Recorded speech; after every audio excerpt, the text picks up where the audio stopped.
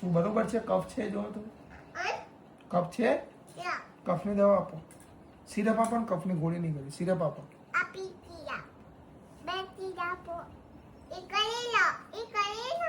આ ના ગળે આવડી મોટી, નાની આપો, આવડી મોટી નહીં ગળે માટે. આ નાની છે, આનાથી નાની છે. આ ગળી જાઉં, પાણી લાવો, પાણી. મને છે ને કફ થઈ ગયો છે અને ઉધરસ થઈ ગઈ છે. પગલા ચેક તો કરો.